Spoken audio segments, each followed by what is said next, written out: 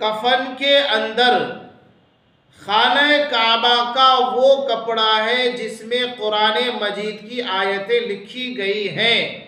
تو درست نہیں ہے۔ کیوں درست نہیں ہے؟ اس لیے کہ بھائی میت کی غلاظت نکلے گی، میت کا پورا جسم جو ہے دھیرے دھیرے وہ گلنے سڑنے لگے گا، تو قرآن پاک کی آیتوں کی بے ادبی ہوگی، بے حرمتی ہوگی۔ تو اگر آیات لکھے ہوئے ہیں یہ بالکل واضح ہے کہ درست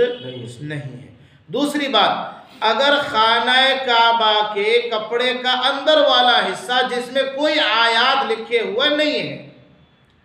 اور اس میں کوئی حدیث بھی لکھی ہوئی نہیں ہے تو کیا ایسا کپڑا استعمال کر سکتے ہیں؟ تو جواب یہ ہے کہ حدیث سے ثابت نہیں ہے، صاف جواب۔ اس طرح کے کپڑے کا کفن میں استعمال کرنا حدیث سے ثابت نہیں ہے۔ اور اگر کوئی خانہ کعبہ کے نیچے والے کپڑے کو جس میں کہ کوئی آیت قرآن پاک کا کوئی جملہ اور کلام پاک کی کوئی آیت کریمہ لکھا ہوا نہ ہو تو بھی اس کپڑے کو کفن میں شامل کرنا مناسب معلوم اس لیے نہیں ہوتا کہ بھائی اس کپڑے کی نسبت بڑھ چکی ہے، اس کی نسبت خانہ کعبہ سے غلاف کعبہ سے جڑ چکی ہے، تو پھر وہ کپڑا بھلے ہی آیات کریمہ لکھی ہوئی اس میں نہ ہو لیکن میت کے بدن سے وہ کپڑا مس ہوگا، ٹچ ہوگا، 2-4 دن کے بعد میت کے جسم سے خون بھی نکلے گا اور پتہ نہیں کیا کیا نکلیں گے، وہ اس کا گوشت کھال سب تو الگ ہوگا نا، تو پھر اس کی رطوبت اور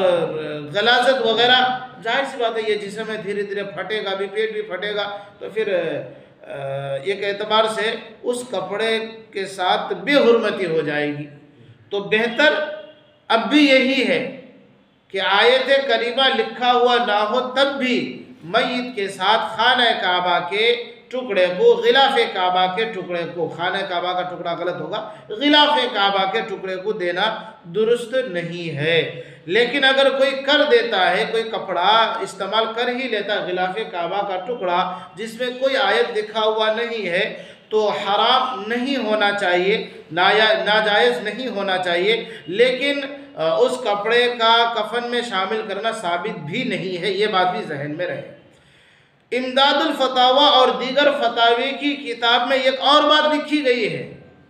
ایک اور بات یہ لکھی گئی ہے کہ بھائی کفن کے کپڑے کے لیے دوسرا یا نیا کپڑا لینے سے بہتر یہ ہے کہ غلاف کعبہ کا بغیر آیت کریمہ لکھا ہوا ٹکڑا ہو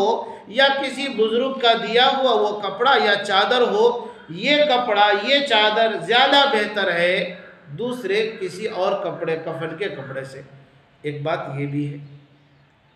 چلیے تو اشعار سے یہ آپ سمجھ گئے کہ کفن کے اندر کپڑا شامل کرنا اور بزرگوں کی چادر وغیرہ، تو اس حوالے سے میں نے آپ کو بہت تفصیل سے سمجھایا ہے کہ بزرگوں کی چادر وغیرہ کفن میں شامل کرنا اس شرط کے ساتھ درست ہوگا کہ یہ عقیدہ نہ بنایا جاتا ہو کہ اس کپڑے کو رکھنے کی وجہ سے نجات یقینی ہے۔ اگر ایسا کوئی عقیدہ نہیں ہے تو رکھ سکتا ہے۔ اگر کوئی یہ عقیدہ بنا لیتا ہے کہ نہیں بزرگ صاحب کا یا احرام کا کپڑا یا ایک آب زمزم سے دھلا ہوا کپڑا یا غلاف کعبہ کا ٹکڑا، ان تمام کپڑوں کو کفن میں استعمال کریں گے تو بندہ مغفور ہو جائے گا، اس کی بخشش ہو جائے گی، یہ اگر عقیدہ رکھتا ہے تو پھر بچنا زیادہ بہتر ہے۔